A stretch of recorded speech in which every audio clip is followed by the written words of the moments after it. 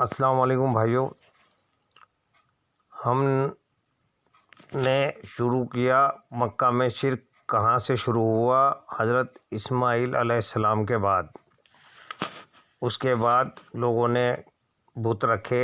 کون سا بت رکھا پہلا، اس کا نام ہم نے بتایا، تو آپ کمنٹ باکس میں بتائیں گے کہ سب سے پہلا بت جو کعبہ میں رکھا گیا اس کو کیا نام دیا گیا، اور دوسرا سوال کا جواب دیں کہ جس بت کو رکھا گیا اس کے کیا کیا نام رکھے گئے، یہ آپ کمنٹ باکس میں بتائیں۔ ٹھیک ہے، اس سے آگے اب شروع ہوتا ہے ہمارے نبی حضور پاک صلی اللہ علیہ وسلم کے خاندان کا کعبے پر راج کس طرح شروع ہوا، ان کے ہاتھ میں کعبے شریف کی باغ ڈور کس طرح آئی۔ تو ٹھیک ہے، آگے ہم شروع کرتے ہیں۔ بسم اللہ الرحمن الرحیم۔ مکہ میں نہ جانے کتنے انتخاب آئے اور گزر گئے، نہ جانے کتنی نسلیں آئی اور مٹ گئی، نہ جانے کتنی قوم سطح میں آئی اور بے دخل ہو گئی، یہاں تک کہ باغ ڈور قصی کے ہاتھ میں آئی۔ یہ وہ پوائنٹ ہے جہاں سے ہمارے نبی صلی اللہ علیہ وسلم کے خاندان کے اس کی باغ ڈور ملی۔ جو مکہ کے راج کرتے تھے وہاں قصی کا راج ہوا، سب سے بڑا قبیلہ قصی کا بنا، یہ قریش قبیلہ کہلایا۔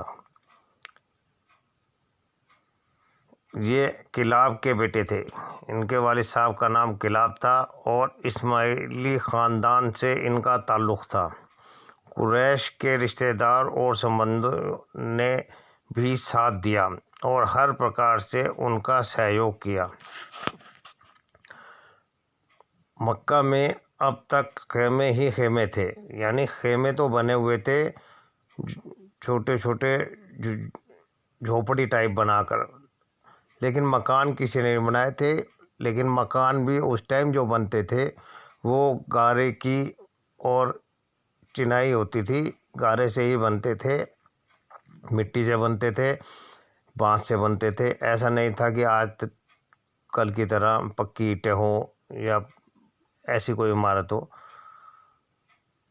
تو تب شروع ہوا، خیمے تھے، عمارتوں کا نام نشان نہ تھا، کسی میں یہ ہمت نہ تھی کہ کعبہ کی زمین میں کوئی گھر بنائے یا کوئی دوسری عمارت بنائے جو بیت اللہ شریف سے اونچی ہو۔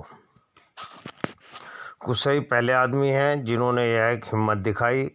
انہوں نے ایک عمارت بنائی جس کا نام دار الندوہ منترالیہ رکھا۔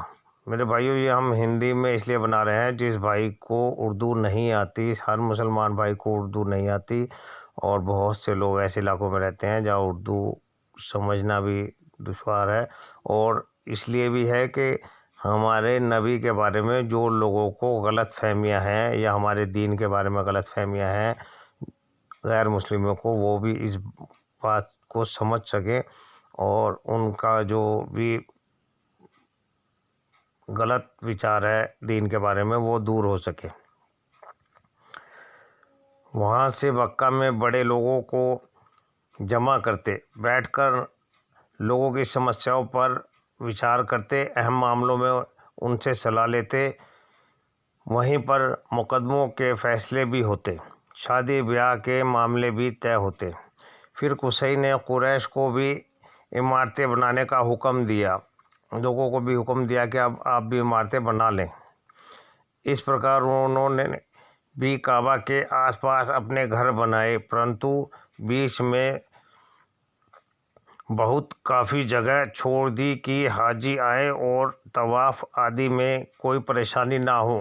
یعنی یہاں پر یہ نوٹ کیا جائے کہ طواف کعبے کا شروع سے ہی ہوتا ہے، جب سے کعبہ کی تعمیر ہوئی تب سے ہی کعبے کا طواف ہوتا ہے۔ یہ نہیں ہے کہ ہمارے نبی حضور پاک صلی اللہ علیہ وسلم آئے تبھی سے طواف ہوتا ہے۔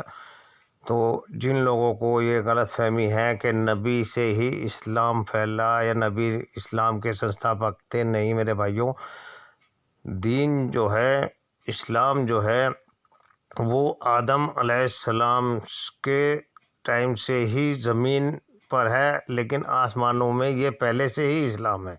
جو فرشتے ہیں اور جو بھی انسان کی پیدائش سے پہلے ہے وہ بھی اسی ہی دین کو مانتے چلے آ رہے ہیں۔ تو اس سے یہاں یہ معلوم ہوا قصی نے اپنے زمانے میں کئی بڑے کام کیے جو لمبے سمے تک یادگار رہے۔ مشعر عام انہی کی تعمیر کیا ہوا ہے، یعنی مشورہ کرنا لوگوں سے۔ جہاں حج کے دنوں میں دیپ جلتے تھے، انہی کی تمام قریش کو جمع کیا اور تقریر کی، یعنی ان سے بات چیت کی۔ بھائیو کعبہ، اب یہ قصی جو ہیں وہ اپنے لوگوں سے مشورہ کر رہے ہیں، بھائیو کعبہ کی زیارت کے لیے حاجی نہ جانے کہاں کہاں سے آتے ہیں، سینکڑوں ہزاروں میل کی دوری طے کر کے آتے ہیں۔ بھائیو، ان کی محنت نوازی اور خدمت کرنا تمہاری ذمہ داری ہے، یعنی یہ قصی جو ہیں یہ اپنے لوگوں سے کہہ رہے ہیں۔ پھر اس سلسلے میں انہوں نے 3 وبھاگ ثابت کیے، یہ لکھنے میں غلطی ہو گئی، 3 وبھاگ ہیں، 3 وبھاگ ثابت کیے۔ ٹھیک ہے میرے بھائیو، اس کے آگے کا پھر قصہ ہم آگے لے کر چلیں گے اور یہ سلسلہ انشاءاللہ چلتا رہے گا۔ تو اس سلسلے سے جڑنے کے لیے، نبی سے محبت کے لیے، اپنے دین کو لوگوں تک پہنچانے کے لیے اس چینل کو سبسکرائب کریں، پیارے نبی، اور فیس بک پیج کو فالو کریں۔ ٹھیک ہے، اللہ حافظ۔